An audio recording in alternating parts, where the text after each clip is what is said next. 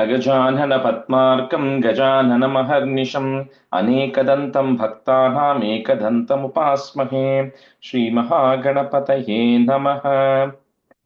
Okay, so I think we had to do from 73 to 96. Sorry, I didn't realize 96. I think I recorded till 92 or something, but that's okay. So we can do 12, 12 each. Maybe Kalyani, can you do 112? And then RTG you can do. Kalyani, you can do 73 to 84. And RTG, you do the rest, 85 to 96. Let me start. Yeah, got it. स्तव प्रिय स्तोत्रम स्तुतस्तोत्रारणप्रियः पूर्ण पूरयति पुण्य पुंडरी पुण्यकीर्तिरणामयः मनोजवस्थितकरो वसुरेता वसुप्रदः वसुप्रदो वासुदेवो वसुर्वसुमना हविः सद्गति सत्कृत सत् सत् सत् सद्भूति सत्परायणः Can you say that line again? I lost your voice briefly there. सद्गति सद्गत सत् सत् Sadgatis is this is sound that comes at the end of every word. Sadgatis, Satkritis, Satta. सत्कृतित् सत्कृतित् सत् सता सद्भूति सत्परायणः सूरसेनो यदुश्रेष्ठ सन्निवासस्तुयामूनः भूतवासो वासुदेव सर्व Vasudevas. वासुदेव सर्वासु निलयो नलः दर्पः दर्पदो दृप्तो दुर्तरो दापराजितः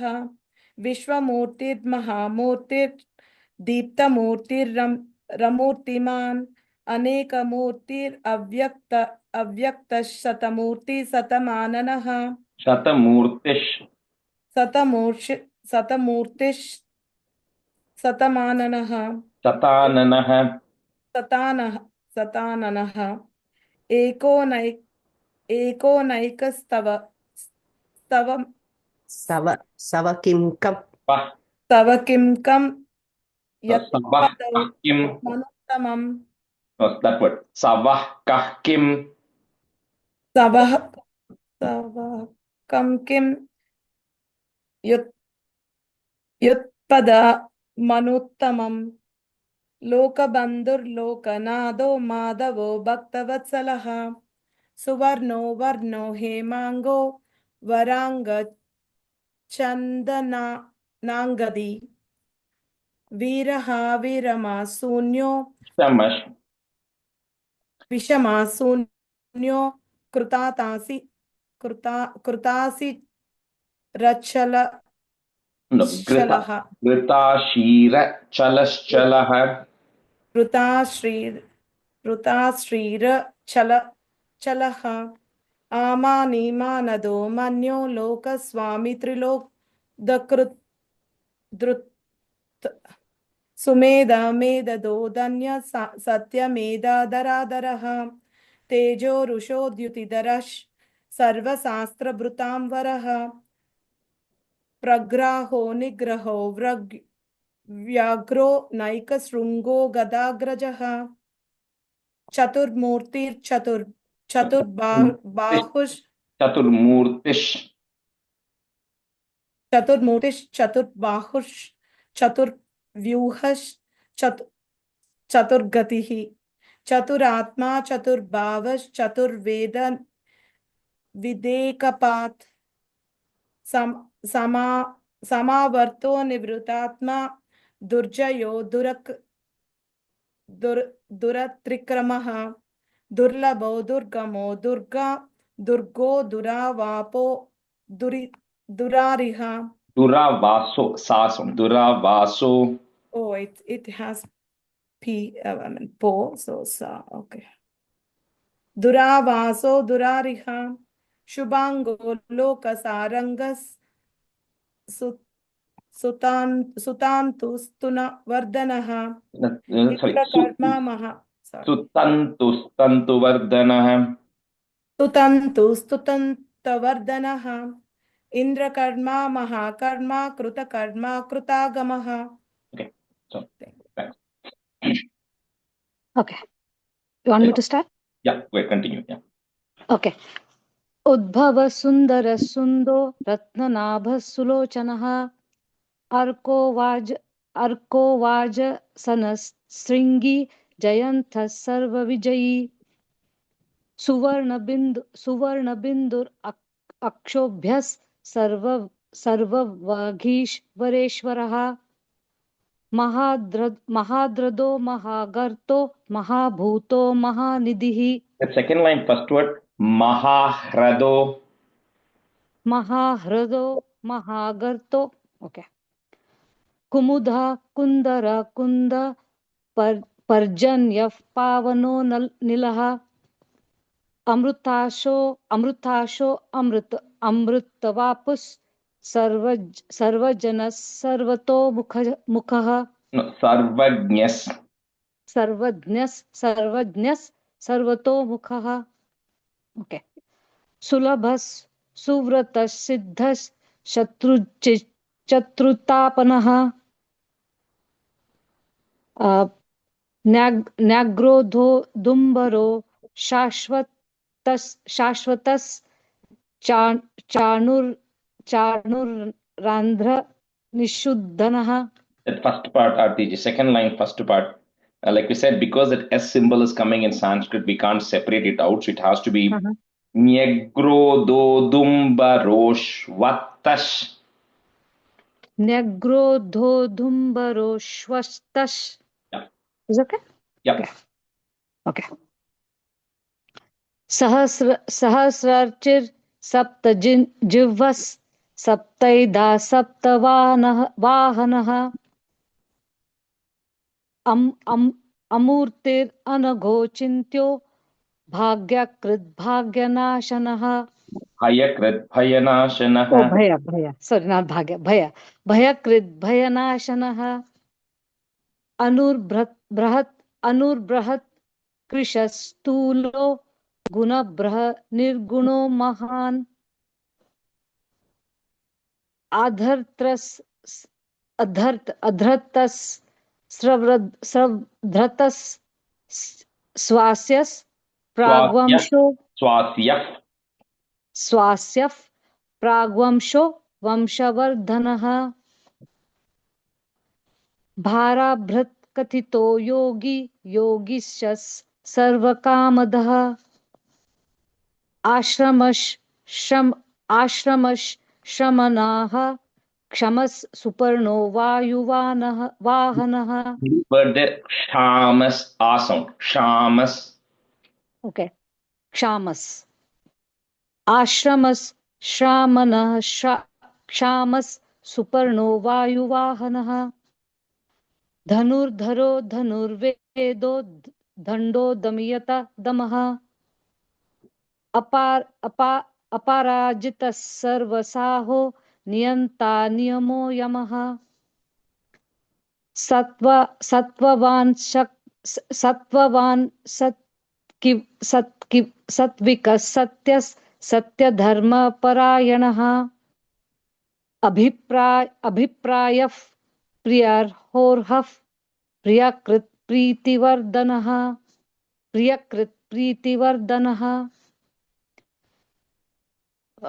Last one, right? 96, I think we did. 96. Okay.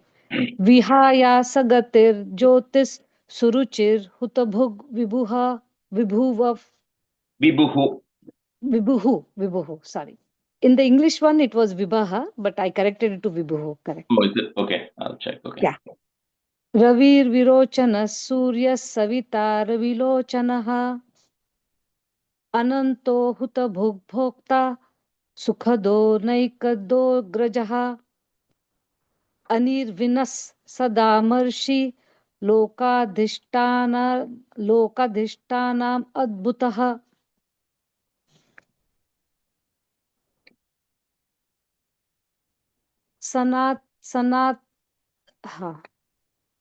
सनातानतः महा कपिला कपिरव्यवः.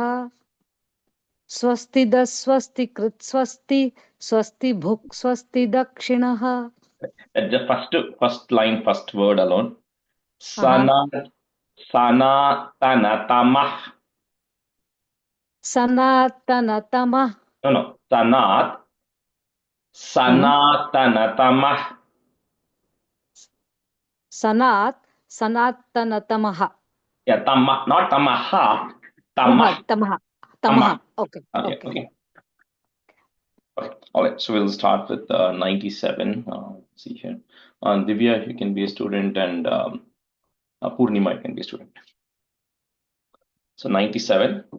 Araudraha, put the H sound. Araudrah Kundali Chakri Vikramyur Jita Shasanaha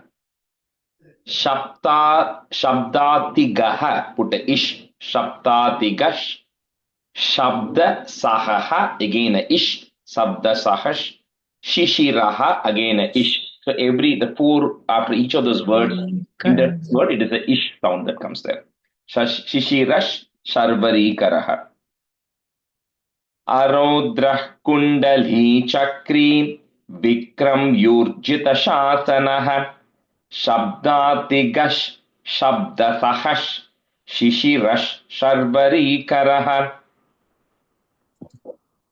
आरौद्रकुण्डली चक्री विक्रम यूर्जित शासनः शब्दादिगशब्दशः शिशिरः शर्वरीकरः. The first word you said Araudra. Araudra.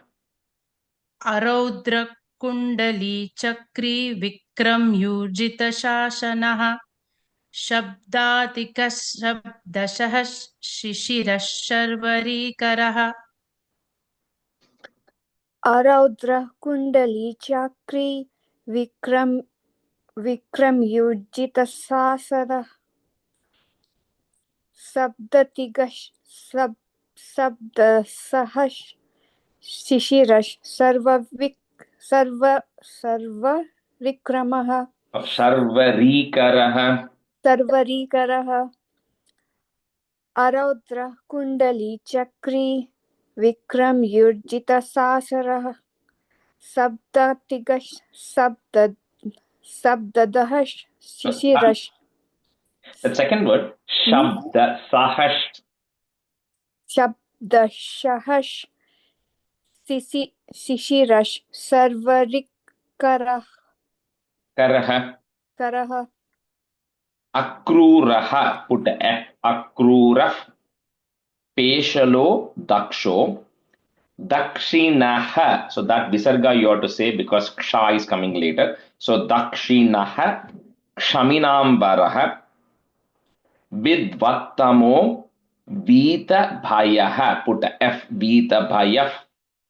Punya Shravana Kirtanaha. Akrurah Peshalo Daksho Dakshinaha Kshaminambaraha. Vidvattamo Vita Bhayah Punya Shravana Kirtanaha. अक्रूरः पेशलो दक्षो दक्षिण क्षमिनाम्बरः विद्वत्तमो वीतभयः पुण्यश्रवणकीर्तनः. Divya, that first line, Dakshinaha. दक्षिणः क्षमिना. अक्रूरः पेशलो दक्षो दक्षिणः क्षमिनाम्बरः विद्वत्तमो वीतभयः पुण्यश्रवणकीर्तनः.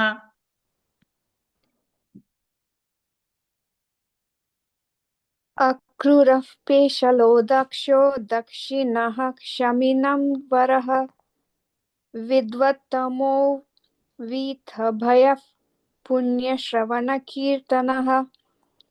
Akrurah Peshalo Daksho Dakshinaha Kshaminambaraha Vidvattamo Vitibhaya Punya Shravana Kirtanaha. Second time, Purnima, you said Viti, it's Vita Bhayah. Second line, second word. Vitabhaya. And then the second time, Vitabhaya. you said Daksho in the first line. This Daksho. Daksho, yeah. Uttarano Dushkritiha Punyo Duhu. In Sanskrit, there's a visarga there after Duhu. So it becomes a is there.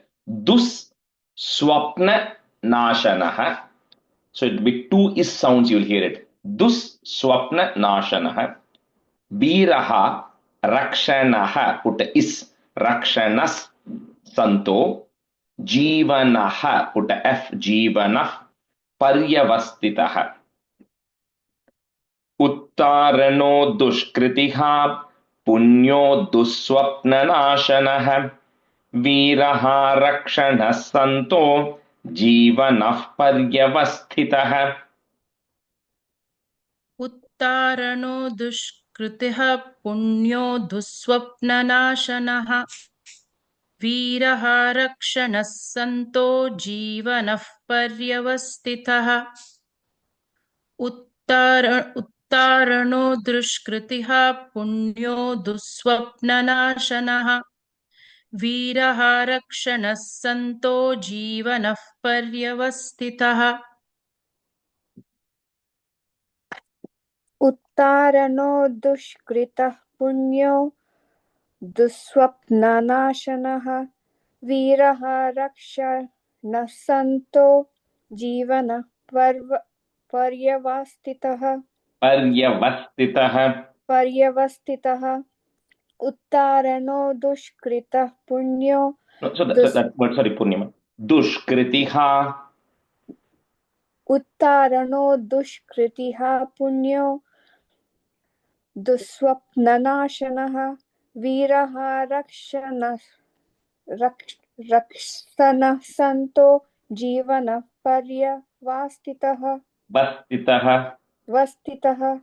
And then I don't know why you were trying to say Dushkritiha and Punyo right next to each other. It's okay, but they're actually two different words, you know. Okay. Dushkritiha Punyo.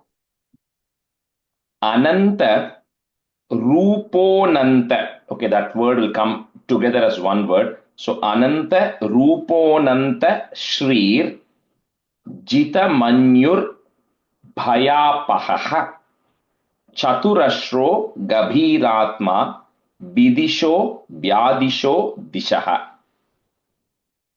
Anantarupo Nantashrir Jita Manyur Bhayapaha Chaturashro Gabhiratma Vidisho Vyadisho Dishaha. अनन्तरूपो अनन्तश्रीजितमन्युर्भयापहः चतुरार्षो गभीरात्मा विदिशो व्याधिशो दिशः. अनन्तरूपो अनन्तश्रीजितमन्युर्भयापहः चतुर्रसो गभीरात्मा विदिशो व्याधिशो दिशः. It's a small correction. That Anantarupo, Ananta is the word, but like I said, that O and A, when it comes, that A kind of it flows as one word.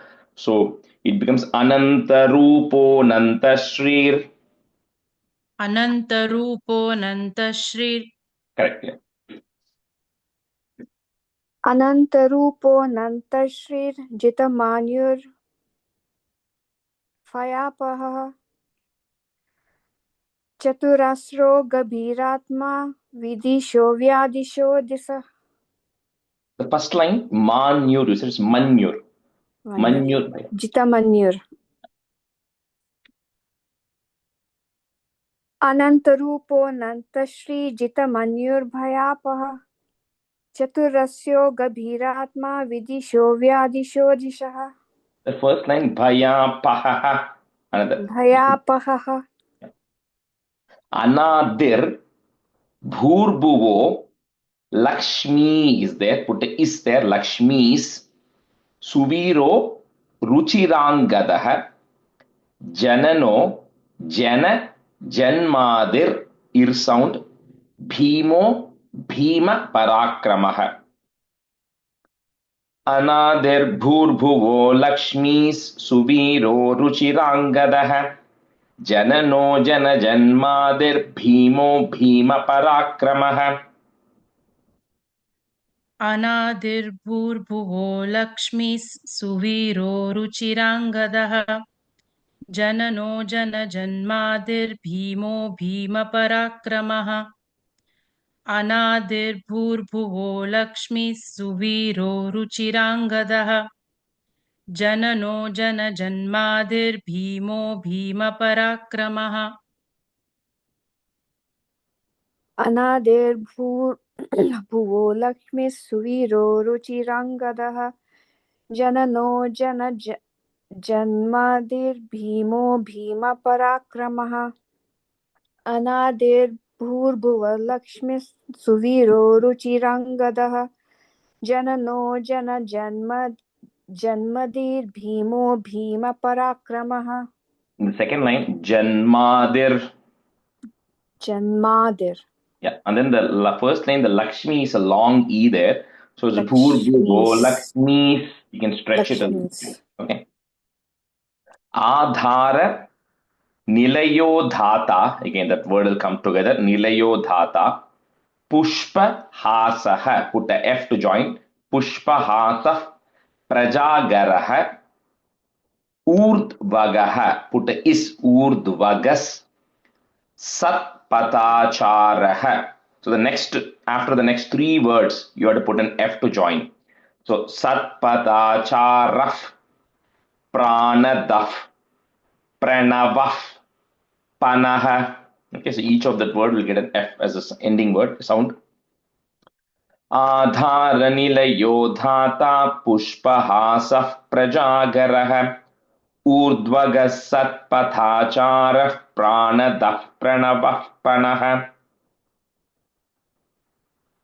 आधारनिलयो data पुष्पहासप्रजागरः ऊर्ध्वगस्वप्तचाराः प्राणदः प्रणवः प्रणः. So the second line, satpathacharah. Saptachara, satpat, or is it sap? No, it satpathacharah. Satpatachara. Correct. Satpatachara. Satpatachara. Yeah. Okay. Correct. And then the last word you said pranaha. It's panaha. Last word. Panaha. Okay. Adharanilayo data pushpahasa prajagarah urdhvagas satpatachara pranadav pranavapanaha.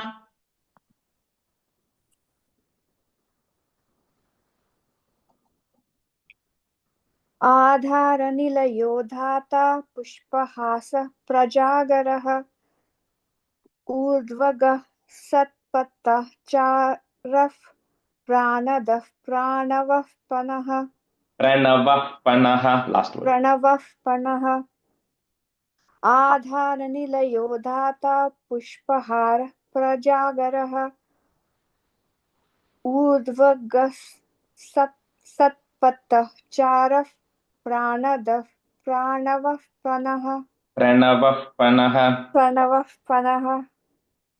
Pramanam prana nilayaha. Again put a F. Nilayah.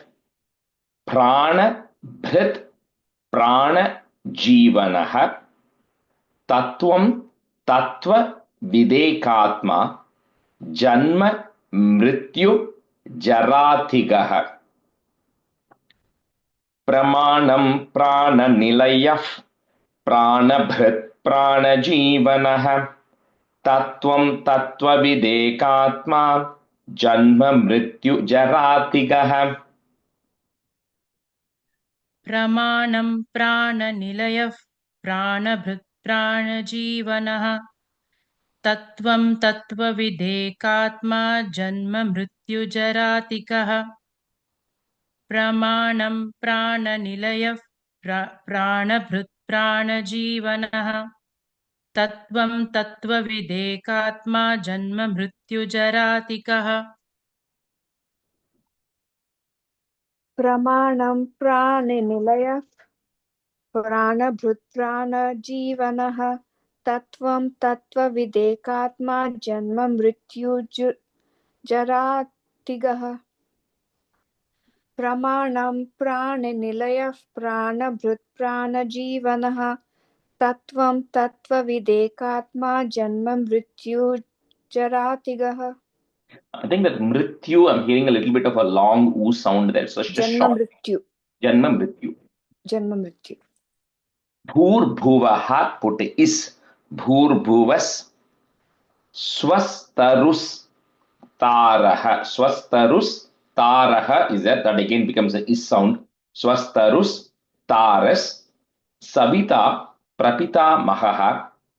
Yajno yajnapatir yajva. Yajnyango yajna vahanaha. So each of this has a nya sound, like yajna sound there. Bhurbhuva swastarustaras savita prapitamahaha. Yajno yajnapatir yajva yajnyango yajnavahanaha. भूर्भुवस्वस्तरुस्तारस् सविता प्रतितामहः यज्ञो यज्ञपतिर्यज्वा यज्ञाङ्गो यज्ञवाहनः That last word, Bhu- prapitamahaha. प्रपितामहः भूर्भुवस्वस्तरुस्तारस् सविता प्रपितामहः यज्ञो यज्ञपतिर्यज्वा यज्ञाङ्गो यज्ञवाहनः Bhurbhuvas Swastarustaras Savita Prapitamaha. Yajno Yajnapatir Yajnyango Yajna Vahanaha. Remember the second line middle word, yajva. Yajva. Bhurbhuvas Swastarustaras Savita Prapitamaha. Yajno Yajnapatir Yajva Yajnyango Yajnavahanaha. Yajnabhrid, Yajnakrid, Yajni, long e, Yajnabhug, Yajna sadhanaha, Yajnantakrid, Yajna guhyam. So you get that ma that is there, you can break it so you can say it easily. Yajna guhyam annamannada. Okay, so that way it will be easy to say. Annamannada evacha. Yajnabhrid, Yajnakrid, Yajni, Yajnabhug, Yajnasadhanaha, Yajnantakrit, Yajnaguhyam, Annamannada evacha. यज्ञभृत् यज्ञकृत् यज्ञि यज्ञभुग् यज्ञसाधनः यज्ञान्तकृत् यज्ञगुह्यमन्नमन्नाद एव च Guhyam, when you say it becomes Annamannada, it'll start with the A, middle. Yajna. Yajna Guhyam, then Annamannada. Yajna. अन्नमन्नाद okay Yajna. यज्ञभृत् I'll start again Yeah, go ahead, continue. I think you said one time. यज्ञभृत् huh I said you said one time, you'll see the second Yeah, time. Yeah. यज्ञभृत् यज्ञकृत् यज्ञि यज्ञभुग् यज्ञसाधनः यज्ञान्तकृत् यज्ञगुह्य अन्नमन्नाद एव च Yajnabhrud Yagnakrid Yagni Yagnabhug Yagnasadhanaha. Yagnakrid Yagnaguhyam Annamannada Evacha. So second line, first word. Yajnanta krid. Yajna. Okay. Yagnabhrud Yagnakrid Yagni Yagnabhug Yagnasadhanaha. Yagnantakrid Yagnaguhyam Annamannada Evacha. Atma yonihi. Put a is Atma yonis. Swayanjato. Vaikhanaha. Put a is Vaikhanas. Sama gayanaha. Devaki Nandanaha. Put a is Nandanas. Srashta. Kshitishaha. Put a F. Kshitisha Papanashanaha. Atmayonis Swayanjato Vaikhanas Samagayanah Devaki नंदन स्रष्टा क्षितीशः पापनाशनः. Guruji, is it what is the second word? First line, second word? स्रष्टा देवकी नंदन स्रष्टा No, first line, second word. स्वयं जातो. So, right? Okay. जातो, yeah. Start. Yeah.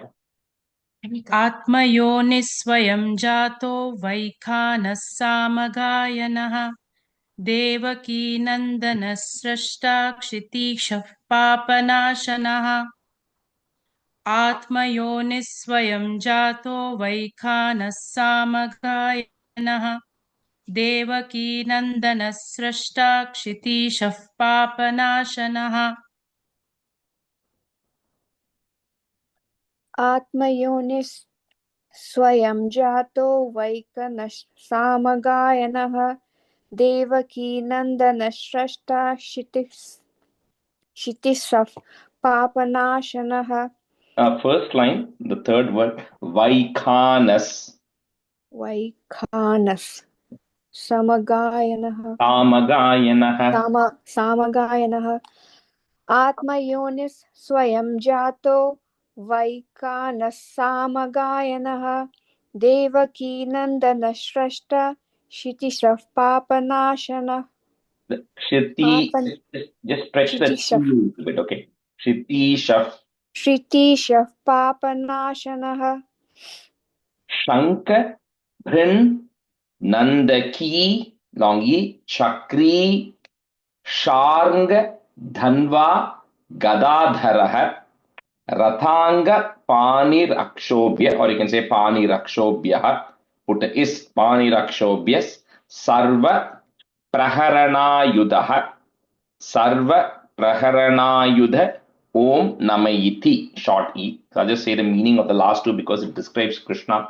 Says Shankabhrit. Shankabhrit is the one who's putting that conch, that is Shankam, right? Conch. So one who's holding the conch, Panchajanya. Then Nandaki is the name of the sword that Narayana carries. So Panchajanya is the name of the conch. Nandaki is the name of the sword. Then Chakri is the chakra, right? Sudarshana chakra that he's carrying. Sharanga Dhanva, the bow is called as the Sharanga bow. Then Gadadharaha is the mace which he carries, which is called as Kaumodaki. That is the name of the mace, the Gada that he's carrying. And see, with that, the Rathanga Pani, in whose hand all of these things are, please bless me, right? So it's kind of like the last two are, this 107th is still some of the name, the one who carries this, the one who carries it. But anyway, the last 108 is the prayer then. Shankabhrin Nandaki Chakri Sharanga Dhanva Gadadharah Ratanga Pani Rakshobhyas Sarva Praharanayudah Sarva Praharanayuda Om Namayiti. शङ्खभृन्नन्दकी चक्री श्राङ्गधन्वा गदाधरः रथाङ्गपाणिरक्षोभ्यः सर्वप्रहरणायुधः सर्वप्रहरणायुध ॐ नम इति शङ्खभृन्नन्दकी चक्री श्राङ्गधन्वा गदाधरः रथाङ्गपाणिरक्षोभ्यः सर्वप्रहरणायुधः सर्वप्रहरणायुध ॐ नम इति. That first line, that Sharanga, there's an ir sound that is coming before the N sound. Shankhabhr. No, after Chakri, the next word. Sharanga Dhanva. Shranga Dhanva. No, you are saying Shra. It is Sharanga. Shanga Dhanva. R comes before N, right, Guruji? R comes before N in the pronunciation. Shranga. Sharanga. So I just typed it in the chat window. Sharanga. Sharanga Dhanva. Correct.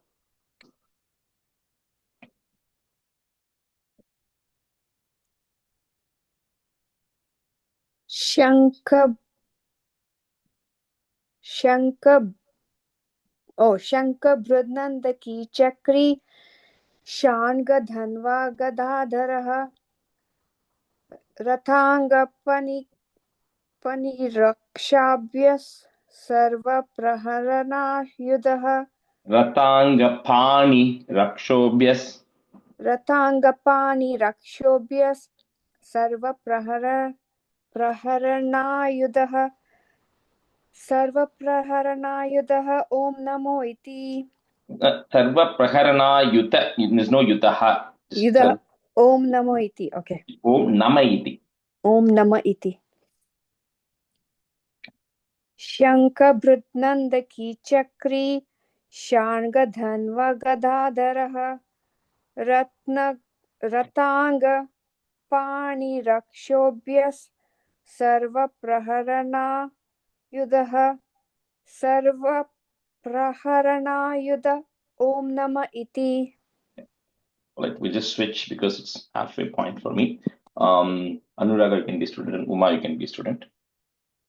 Vanamali, long E, Gadi, Sharngi, all long E's. That's why I'm stretching it there. Shanki, Chakri, Cha Nandaki, Shriman, Narayano, Vishnur, Vasudevo Bhirakshatu. It's Vasudevo Abhirakshatu, but that S symbol is coming. So Vasudevo Bhirakshatu. So this one is really a prayer. So up to the 107, like we said, are the 1,000 names which we saw, Sahasra Namam. And this one is saying the Vanamali is Vana is forest, Mali is flowers. So, the Vanamali is the one who wears a garland made from the forest flowers. So in forest, certain type of flowers bloom. So because Krishna was living in Vrindavan, it is like all a forest area, right? So whatever the garland made from the flowers which grow in the forest is the Vanamali.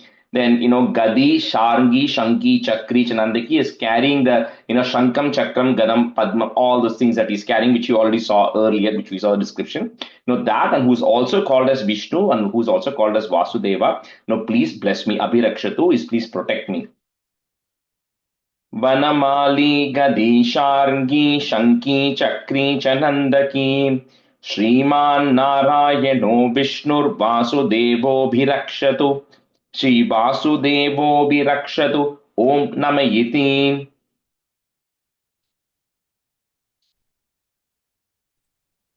वनमाली गदी शार्ङ्गी शङ्की चक्री च नन्दकी श्रीमान्नारायणो विष्णुर्वासुदेवोऽभिरक्षतु श्रीवासुदेवोऽभिरक्षतु ॐ नम इति वनमाली गदी शार्ङ्गी शङ्की चक्री च नन्दकी श्रीमान्नारायणो विष्णुर्वासुदेवोऽभिरक्षतु श्रीवासुदेवोऽभिरक्षत ॐ नम इति वनमाली गदी शार्ङ्गी शाङ्गी चक्री च नन्दकी श्रीमान्नारायणो विष्णुर्वासुदेवोऽभिरक्षतु श्रीवासुदेवोऽभिरक्षतु ॐ नम इति वनमाली गदी शार्ङ्गी शाङ्गी चक्री च नन्दकी श्रीमान्नारायणो विष्णुर्वासुदेवोऽभिरक्षतु श्रीवासुदेवोऽभिरक्षतु ॐ नम इति Uma, the first line, that Shanki, you said Shanki, just short, Shanki, no akaram there. Shanki. Yeah, the Sharngi is the A, the Shanki is just sh. Okay, so next is the Phalashruti. So the Phalashruti is something which always comes at the end of everything, which talks about what are the benefits of chanting. Like I told earlier in the beginning, right? Vishnu Sahasranam has got 3 parts. One of them is the initial conversation that is happening between Bhishma and Yudhishthira and the Dhyana Slokam and the Nyasam and everything. That is the first part. Then there is a middle part, which is the 108 stanzas, which contains the 1,000 names. And the latter part, which is the Phalashruti, is just the benefits of chanting Vishnu Sahasranam, right? And there's also a conversation that's going to happen in this towards the end of this, which we'll see. Bhishma Uvacha, Itidam, you don't have to say Bhishma Uvacha, MS Subbalakshmi doesn't say that, so we'll ignore that. Itidam Kirtaniyasya Keshavasya Mahatmanaha Namnam Sahasram Divyanam, we're going to break at that ma, Divyanam Asheshena Prakirtitam. So Bhishma is saying, I just told you, I just listed out this 1,000 names, right, of Mahavishnu. Narayana, who's Krishna himself, because he's already said Devaki Nandanaha, of Keshava, which are the great 1,000 names, which I've already just listed to you. इतीदं कीर्तनीयस्य केशवस्य महात्मनः नाम्नां सहस्रं दिव्यानाम् अशेषेण प्रकीर्तितम्. इतीदं कीर्तनीयस्य केशवस्य महात्मनः नाम्नां सहस्रं दिव्यानाम् अशेषेण प्रकीर्तितम्.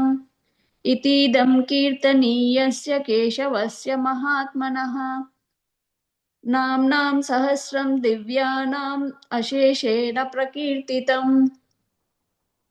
इतीदं कीर्तनीयस्य केशवस्य महात्मनः नाम्नां सहस्रं दिव्यानाम् अशेषेण प्रकीर्तितम्.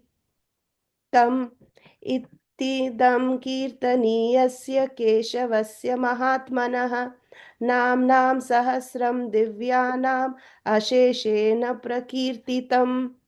य इदं शृणुयान् नित्यं यश्चापि परिकीर्तयेत् नाशुभं प्राप्नुयात् किंचित सोमुत्रेह, that's one word, सोमुत्रेह च मानवः. So this talks about the one who's nityam. So there's like, it's not like, okay, I'm only going to chant it on this particular day or any day. You chant it every day. Whoever either chants this or listens to it, because most of these Indian scriptures things are, you can just hear and also get the equal amount of benefits. So whoever listens to it or chants to it every day, right? Na ashubham. So the bad things will not happen, right? To that person, for that person over a period of time, you have to chant. यैधं शृणुयान् नित्यं यश्चापि परिकीर्तयेत् नाशुभं प्राप्नुयात् किंचित् सोमुत्रेह च मानवः. य इदं शृणुयात् नित्यं यश्चापि परिकीर्तयेत् नाशुभं प्राप्नुयात् किंचित् सोमुत्रेह च मानवः. य इदं शृणुयात् नित्यं यश्चापि परिकीर्तयेत् नाशुभं प्राप्नुयात् किंचित् सोमुत्रेह च मानवः. य इदं शृणुयात् नित्यं यश्चापि परिकीर्तयेत् नाशुभं प्राप्नुयात् किंचित्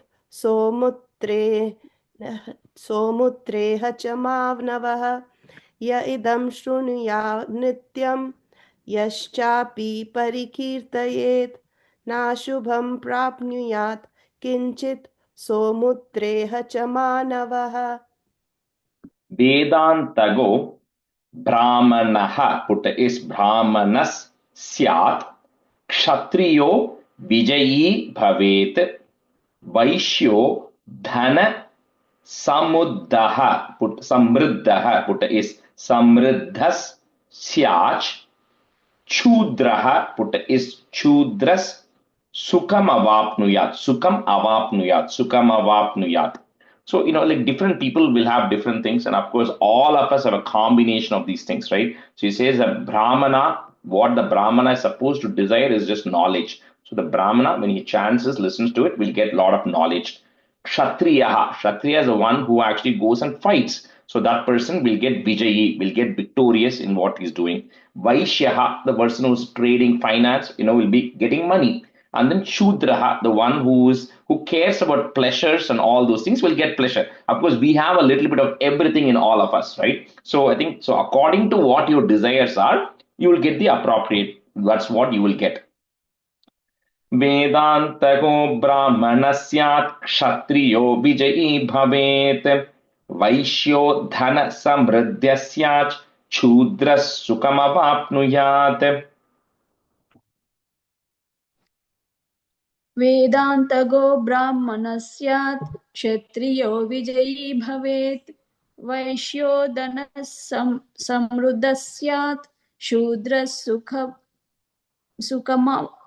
सुखमवाप्नुयात् वेदान्तगो ब्राह्मणस्यात् क्षत्रियो विजयी भवेत् वैश्यो समृद्धस्यात् शूद्रः सुखमवाप्नुयात्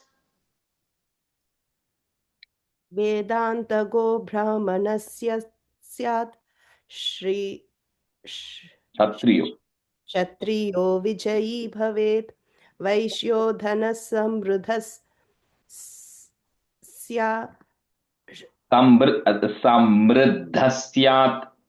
समृद्धः स्यात् शूद्रः सुखमवाप्नुयात् वेदान्तगो ब्राह्मणः स्यात् क्षत्रियो विजयी भवेत् वैश्यो धनः समृद्धः स्यात् शूद्रः सुखमवाप्नुयात् Dharmarthi prapnuyat dharmam. That second ma that you're seeing there, you're going to break it like im and a. So prapnuyat dharmam. Artharthi chartam apnuyat. You can break it that ma. Chartam apnuyat. Kamana vapnuyat. Kami, long e. Prajarti prapnuyat prajam. That apnuyat, the word that keeps coming is you will get. So the one who is seeking dharma, who is seeking true knowledge or doing the right things, he will get that. The one who is seeking, wealth is going to get wealth. The one who is going to be seeking pleasure, which is kama, is going to get that. One who seeks praja, children, he will get that. So again, continuing with that, whatever your wishes, that's what you will get. Dharmarti prapnuyat dharmam.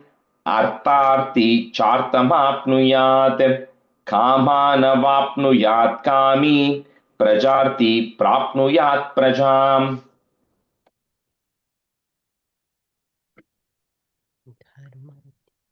Guruji, Yeah. it is saying prajarti chapnuyat prajam. The second line chart. Actually, yeah, that's right. I think the right word is chapnuyat prajam. I think my text has prapnuyat. So ignore that. It's chapnuyat prajam is how MS Lakshmi says. Yeah. Okay. Yeah, thanks. Dharmardi prapnuyat dharmam ardhardi chardamapnuyat kamanavapnuyat kami prajardi chapnuyat prajah Dharmardi prapnuyat dharmam ardhardi chardamapnuyat kamanavapnuyat kami prajardi chapnuyat prajah Prajam, I think that's how it ends. Chapnuyat prajam. Prajam. Okay. Yeah, it ends with the im, if I remember right. Prajarti. Yes, Prajaha. Prajam. Okay. Visarga. No. Okay. No, All right. it is in the Sanskrit one, it is ma, and in the English Ma, one that I because have that's is what I also ma. remember MS text going. Prajarti, chapnuyat prajam. That's how I remember it. But anyway, we can just check. Let's just make a note of it so you can be consistent on that. That's all.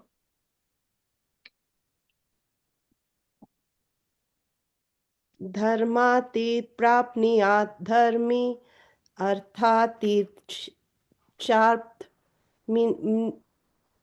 नियात No, I think something is saying. Start again. Sorry, Uma. धर्मातीत प्राप्नुयात् धर्मम अर्थातीत चाप्त नियात Chartamapnuyat. कामानवाप्नुयात् कामी प्रजातीत चाप्नुयात् प्रजाम धर्मातीत प्राप्नुयात् धर्मम अर्थातीत चार्थमाप्नुयात् कामानवाप्नुयात् कामी प्रजातीत चाप्नुयात् प्रजाम Bhaktiman yaha, put a is bhaktiman, yes, sadottaya, suchis tad gatamanasaha, sahasram vasudevasya, namnam etat prakirtayet. Bhaktiman yes sadottaya, suchis tad gatamanasaha, सहस्रं वासुदेवस्य नाम्नाम् एतत् प्रकीर्तयेत्.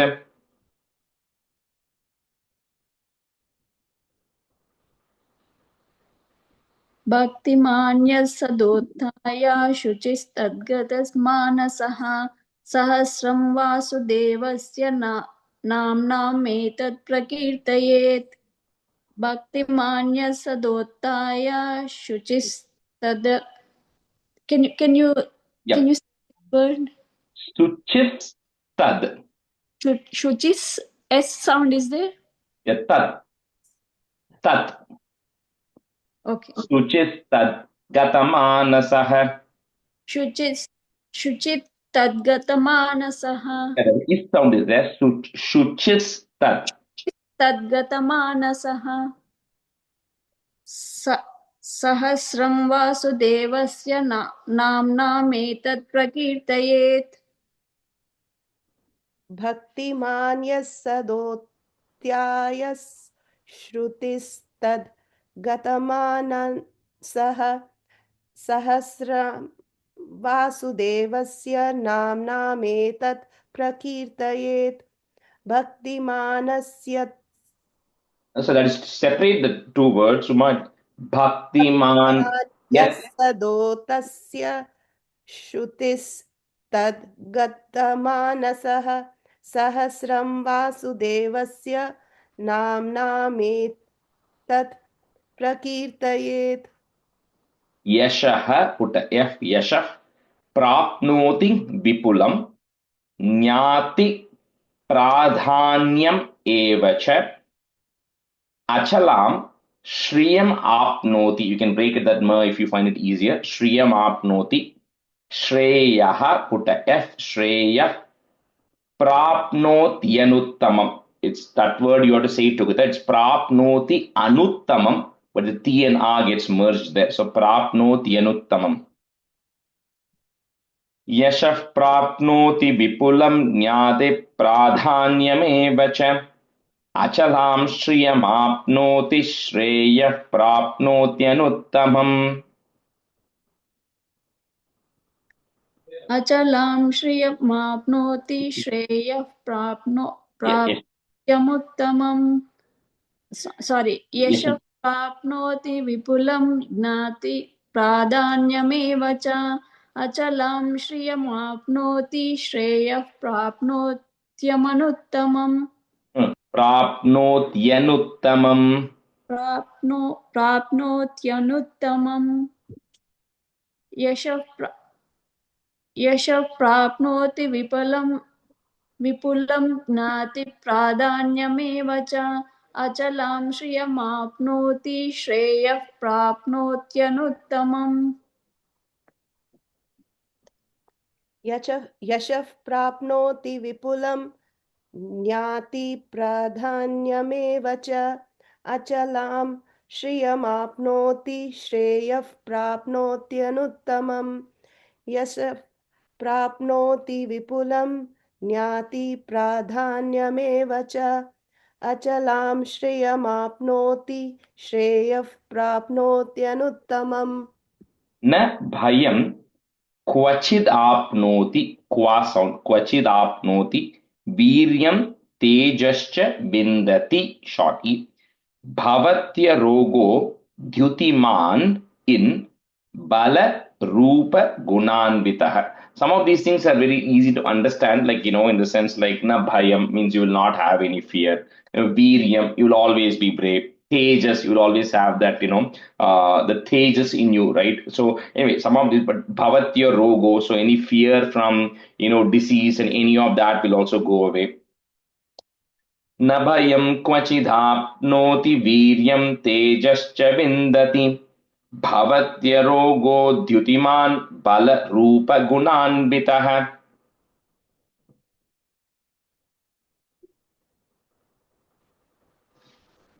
न भयं क्वचिदाप्नोति वीर्यं तेजश्च विन्दति भवन्त्यरोगो द्युतिमान् बलरूपगुणान्वितः.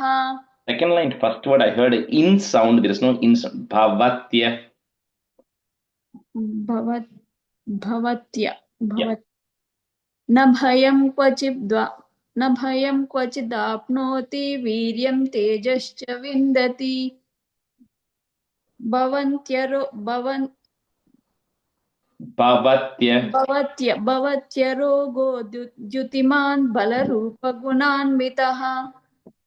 भवत्यरोगो द्युतिमान् बलरूपगुणान्वितः न भयं क्वचिदाप्नोति वीर्यं तेजश्च विन्दति भवत्यरोगो द्युतिमान् बलरूपगुणान्वितः न भयं क्वचिदाप्नोति वीर्यं तेजश्च विन्दति भवत्यरोगो द्युतिमान् बलरूपगुणान्वितः रोगार्तो मुच्यते रोगात् बद्धो मुच्येत बन्धनात् भयान् मुच्येत भीतस्तु मुच्येतापन्न. You can say मुच्येतापन्न or मुच्येतापन्न if you want to break it. मुच्येतापन्न आपदः.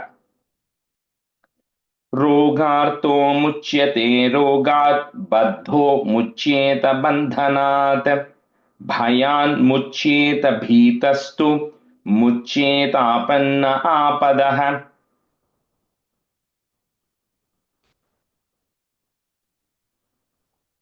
रोगार्तो मुच्यते रोगात् बद्धो मुच्येत बन्धनात् भयान् मुच्येत भीतस्तु मुच्येतापन्न आपदः. रोगार्तो मुच्यते रोगात् बद्धो मुच्येत बन्धनात् भयान् मुच्येत भीतस्तु मुच्येतापन्न आपदः. रोगार्तो मुच्यते रोगात् बद्धो मुच्येत बन्धनात् भयं मुच्येत भीतस्तु मुच्येतापन्न आपदः. रोगार्तो मुच्यते रोगात् बद्धो मुच्येत बन्धनात् भयं मुच्येत भीतस्तु मुच्येतापन्न आपदः. Do one more and stop today. Durghanyati taratyashu. That's one word, you cannot really break it. Purushaha, put a F. Purushah, Purushottamam. Stuvan Nama Sahasrena Nityam Bhakti Samanvitaha. You can sing the same thing every day with Bhakti. You do it. Durghanyati taratyashu Purushah Purushottamam. स्तुवन् नाम सहस्रेण नित्यं भक्ति समन्वितः. दुर्गान्यतितरत्याशु पुरुषः पुरुषोत्तमं स्तुवन्नाम सहस्रेण नित्यं भक्ति समन्वितः. दुर्गान्यतितरत्याशु पुरुषः पुरुषोत्तमं स्तुवन्नाम सहस्रेण नित्यं भक्ति समन्वितः. दुर्गान्यतितरस्त्याशु पुरुषः पुरुषोत्तमं स्तुवन्नाम सहस्रेण नित्यं भक्ति समन्वितः. दुर्गान्यतितरस्त्याशु पुरुषः पुरुषोत्तमं स्तुवन्नाम सहस्रेण नित्यं भक्ति समन्वितः. Stop the class here today. कायेन वाचा मनसेन्द्रियैर्वा बुद्ध्यात्मना वा प्रकृते स्वभावात् करोमि यत् सकलं परस्मै नारायणायेति समर्पयामि. Just one quick